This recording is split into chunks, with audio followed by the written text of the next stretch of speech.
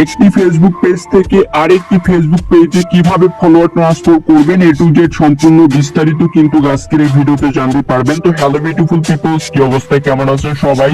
I hope সকলে অনেক অনেক ভালো আছেন। তো চলে আসলাম আবার একটি নিউ ভিডিও নিয়ে। তো আজকের ভিডিওটা মোস্ট ইম্পর্টেন্ট একটা ভিডিও হতে চলেছে। আপনারা যারা একটি ফেসবুক পেজ থেকে আরেকটি ফেসবুক পেজে ফলোয়ার ট্রান্সফার করতে চাচ্ছেন তাদের জন্য। তো ফলোয়ার ট্রান্সফার করার জন্য শুরুতেই তাদের কিছু কন্ডিশন বিষয় আপনাদেরকে কিন্তু জানতে হবে।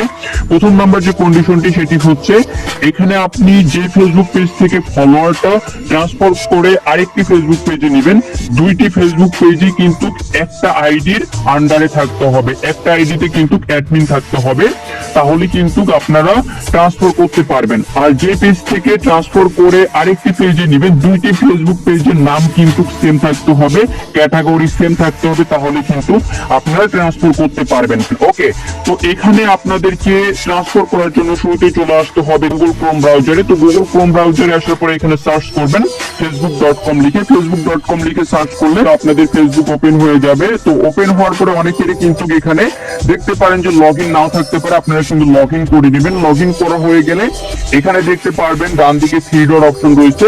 আপনাদের অনেকেরই কিন্তু ডেস্কটপ মোড অন না থাকতে পারে, তো এখানে থ্রি ডটে টাচ করবেন। থ্রি ডটে টাচ করার পর নিচের দিকে ডেস্কটপ মোড অপশনটাকে অন করে নেবেন।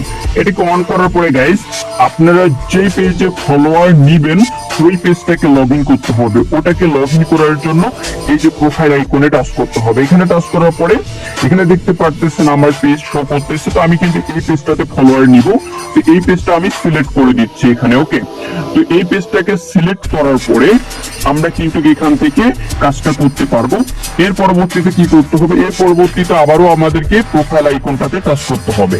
তো প্রোফাইল আইকনে টাচ করার পর এখানে দেখতে পাচ্ছেন সেটিং অ্যাজ প্রাইভেসি, এখানে আমরা টাচ করে দিব। এটাতে টাচ করার পর আবারও সেটিং অপশন আসছে, এখানে সেটিং আবারও আমরা টাচ করে দিব। ওকে, তো আমরা যদি আবারও সেটিং এ টাচ করি তাহলে কিন্তু এরকম ইন্টারফেস আসবে। তো এখানে যদি একটু নিচের দিকে খেয়াল করেন, এখানে দেখতে পারবেন পেজ সেটআপ নামে একটা অপশন রয়েছে। তো এটাতে আপনারা টাচ করে দিবেন। এখানে আপনারা আসার পরে ডান দিকে নিচের দিকে দেখবেন যে মার্জ পেজ নামে একটা অপশন রয়েছে। তো এখানে ভিউজ নামের একটা অপশন আসবে ডান দিকে, এই ভিউজ নামের অপশনটাতে আপনারা টাচ করে দিবেন।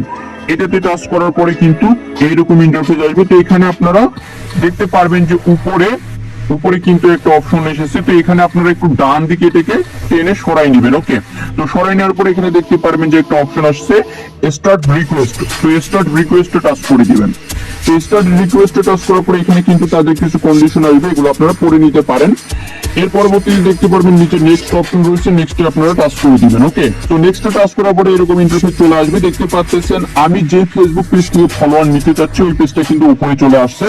তো আমার কিন্তু ওই পেজের নামও সেম, এই পেজের নামও কিন্তু সেম, এটা কিন্তু সেম বলতে হবে, সেম না হলে কিন্তু ট্রান্সফার হবে না। ওকে, তো দেখতে পাচ্ছেন আমার উপরের পেজে ফলোয়ার রয়েছে 5604টা এবং নিচের পেজে আমার কিন্তু ফলোয়ার রয়েছে মাত্র 8টা। ওকে, তো এখন কি করতে হবে, এখন ফলোয়ার ট্রান্সফার করার জন্য নেক্সট অপশন আমাদেরকে টাচ করতে হবে। আমরা নেক্সটে টাচ করার পরে আপনার যে আইডির আন্ডারে এই পেজ দুটো থাকবে ওই আইডির পাসওয়ার্ডটা আপনি এখানে দিয়ে দিবেন। ওকে, তো আমি কিন্তু এখানে পাসওয়ার্ডটা দিয়ে দিচ্ছি। তো গাইস, পাসওয়ার্ড দিয়ে দেওয়া হয়ে গেলে কিন্তু এখানে দেখতে পারবেন ডান দিকে নিচে কনফার্ম নামের একটা অপশন আসবে। তো এখানে কনফার্মে আপনারা টাচ করবেন। ওকে, তো কনফার্মে টাচ করার পরে একটু ওয়েট করবেন, 5 থেকে 7 মিনিট অপেক্ষা করলে কিন্তু আপনাদের যে ফলোয়ার সেটা কিন্তু ট্রান্সফার হয়ে ওই পেজে চলে যাবে এবং আগের পেজটা যে পেজের ফলোয়ার ছিল ওই পেজটা কিন্তু ডিলিট হয়ে যাবে। ওকে, তো এখানে কিন্তু একটু ওয়েট করতে হবে। ওয়েট করার পরে কিন্তু আপনাদের এখান থেকে ব্যাক করতে হবে। ওকে, দেখতে পারবেন এরকম অপশন আসলে আপনারা এখান থেকে ব্যাক করবেন।